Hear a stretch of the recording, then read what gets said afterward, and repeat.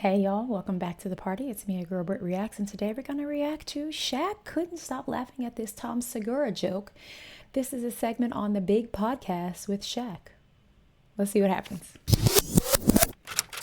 Tom, from a comedian's perspective, Yeah. Shaq, Chuck, inside the NBA, what do you see is so right about that show comedically? Like, what are they doing that maybe they don't even realize? It's perfect. I wouldn't say a word. It's perfect. That's chemistry. That's what what happens when they make pilots, right? When TV show like channels they make pilots, what they do is they have these scripts and then they start casting people, right? You're going to play this guy, you're going to play, and then they throw them together and they shoot them, and yeah, they're all like pretty much the same level of funny, but the reason a show becomes like Friends or How I Met Your Mother, it's because of the chemistry of the actors. Now, they're not acting, but you can't manufacture that chemistry.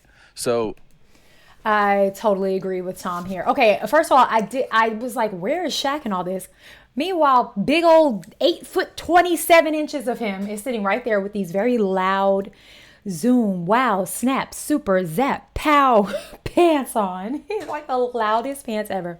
He's sitting there so quietly. If you don't know what they are referring to the commentators table on TNT. I believe, I think it airs when TNT plays the basketball games.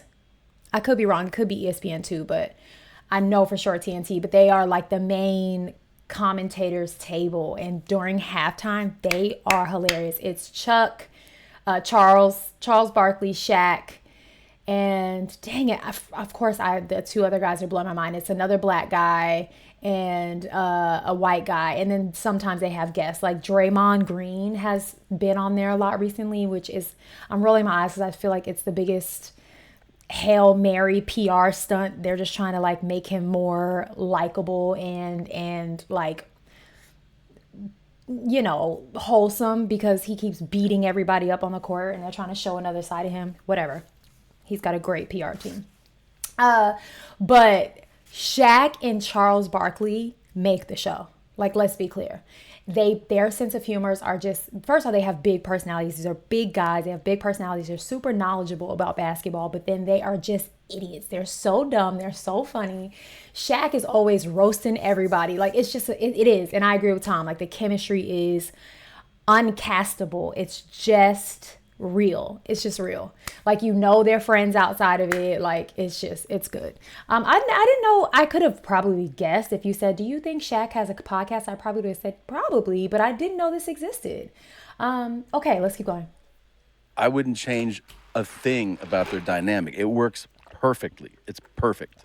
That's why people love to watch the show because they love these guys and they love basketball, but a lot of the viewers are just because it's funny to watch you guys interact, you know? Mm-hmm.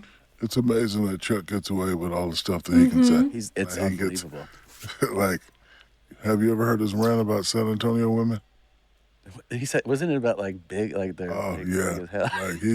They got some big old women down there in San Antonio. For like 7 years straight, he just went in on the big woman from San Antonio. San Antonio? And you know what's crazy? I went to high school in San Antonio. Oh yeah. And like I didn't realize that. It's like growing up. And now there's some gorgeous women there, but after he started saying that, I would go back and I was like, There's some big in this town. Yeah. There's a lot of good food in San Antonio. yeah, it is. So give me your Mount Rushmore of comedians. Oh, I thought you were going to say Mount Rushmore of big cities. All right, yeah. All right, yeah, do that. Okay, let's see. Omaha's got some big women. Nebraska, they just feed them well all throughout there. Never been, but okay. Yeah, that's definitely happening. Louisiana has some big, the whole... Yeah. Shaq's voice is never gonna not shake the room. This is clearly in his house, and the room is so massive. Like, y'all just look at how high up the freaking projector screen is, because if he stands up, he can look at it straight in, like, eye to eye. I have some connection to San Antonio. I've been in San Antonio quite a few times recently. And I cannot speak for the big back women that they're speaking about because I think that's terrible. But I can agree that there is just some delicious food there. So if there is an overweight problem, gender, whoever, it's because the food is so daggone good. It's just really good food in San Antonio. Oh, and I feel like I haven't even scratched the surface. But what I know it's delicious. So shout out to you if you're out there eating good. Because, girl, that's me every time I land in San Antonio. Well, the first place I go is In-N-Out because we don't have them on the East Coast. But Charles Barkley does say some of the most outlandish, offensive, just things. And they go viral. And everybody has something to say about him. And he could literally not care any less. Like, at all. He's not issuing an apology. Like, he is so unapologetically offensive. Most of the times it's funny. Sometimes I can even find myself being like, okay, now I'll watch it. But okay, now we're naming the Mount Rushmore of cities who have women that are of larger frame. Yeah, that's definitely happening. Louisiana has some Good big, food. I go to New Orleans only to Baton eat. Rouge definitely has some big Ooh, ladies. Baton Rouge. Yeah. Crawfish.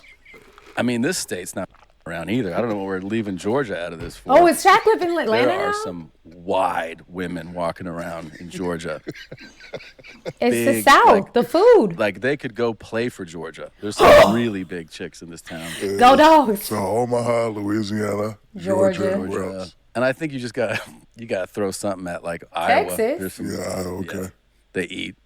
They really eat. Shaq's man. got nice teeth. I That don't know if first I ever date's gonna noticed cost that. you a couple bucks They in are. Iowa City. They're gonna be like, I'm gonna get steak, I'm gonna get potatoes. They're gonna do the tomahawk challenge and And the Diet Coke, right? oh yeah, Diet Coke to make it because all, they're working all out. better. Yeah. Yeah, so Shaq, Segura here was sitting courtside at the Knicks and Was he? dropped a phone in his drink and almost spelled on the court and almost had a heart attack. Shut up. Because I was like sitting next to my agent. And I was like, yeah, look at this. And I'd look up and then it just slipped through my hands, went into the Diet Coke. And I was like, oh, and then it started to. How wholesome of him to be drinking a Diet Coke courtside. Like, tequila me, please. What are the odds that this thing slipped out of his hands and dropped into the phone? I would freak out too.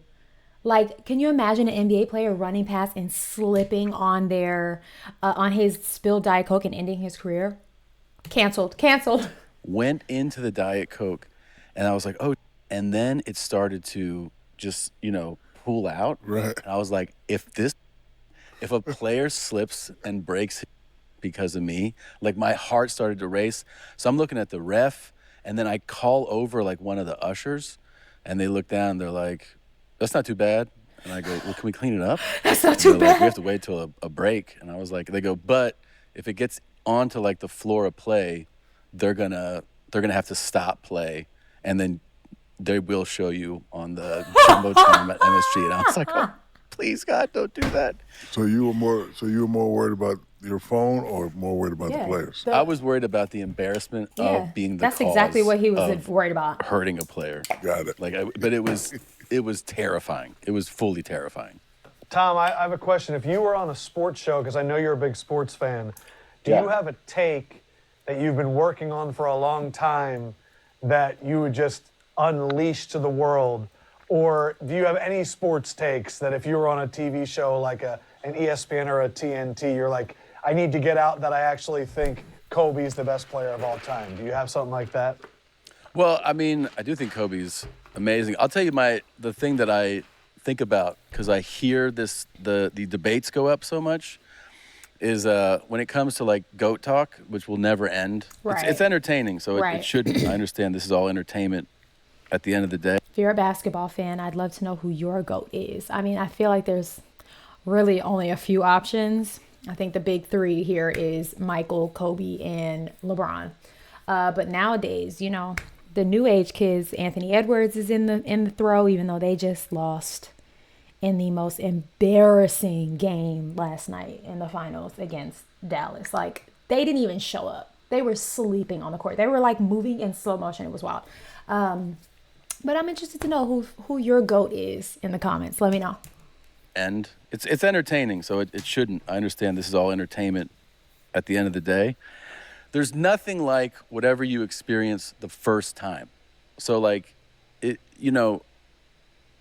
I grew up, the first guy that was the guy was Jordan.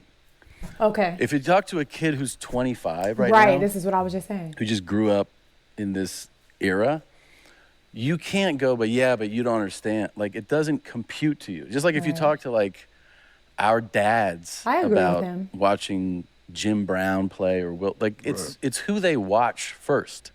So it's almost like whenever I hear people and they keep throwing up stats and they talk about how about that? I'm like, yeah, dude, if you weren't around for it, you're never going to fully grasp it.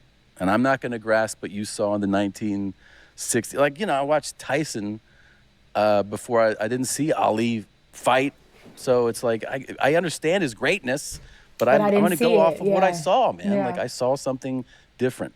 So that's the thing that exhausts me, is like when people do stats, I just go, you've seen what you've seen. I've seen what I've seen. I don't even feel like we need to have.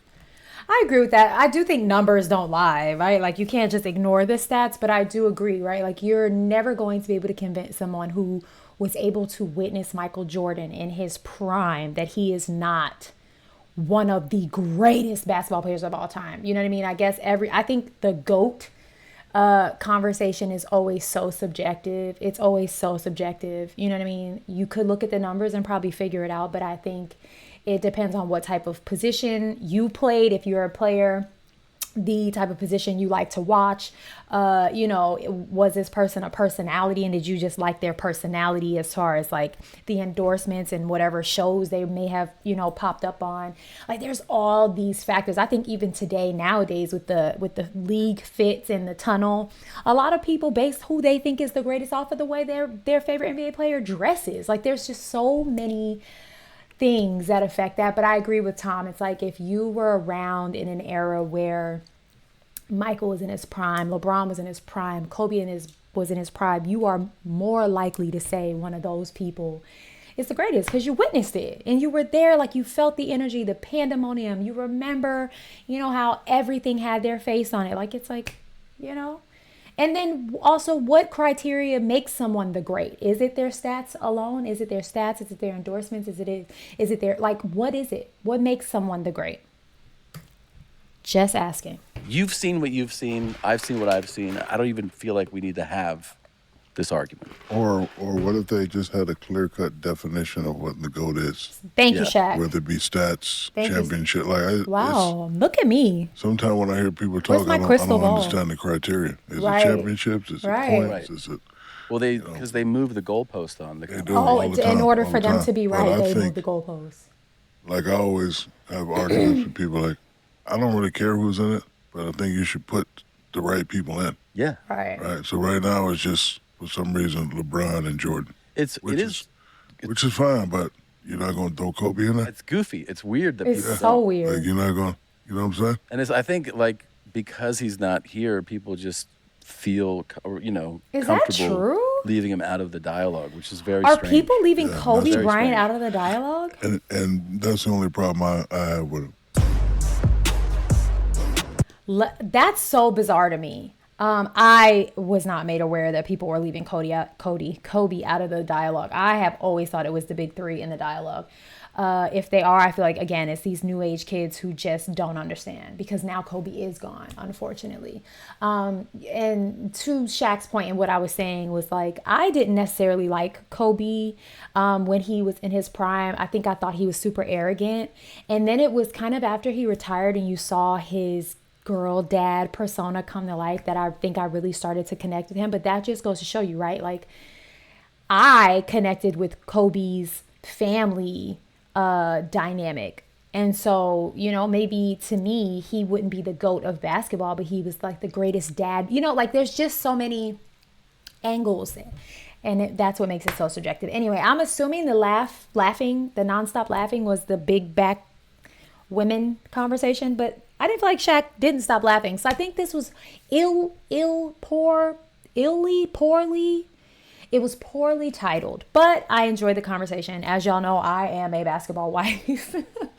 My family, the family I married into and the family I was born into it's basketball everywhere. Okay. I got a NBA player in my family. I have a Harlem Globetrotter in my family. I have a G League NBA player in my family. I have several D1 collegiate players in my family. My husband coaches D1 basketball. My mother-in-law coaches basketball and has coached basketball on every level you could ever think of. And she's still going and has been the most awarded person. So I love conversations like this where I can get in. I don't act like I know it all, but this was an enjoyable conversation. If you're into sports, namely basketball, because of this one, let me know. Let's talk about it in the comments. And I don't know, this was new. It was different.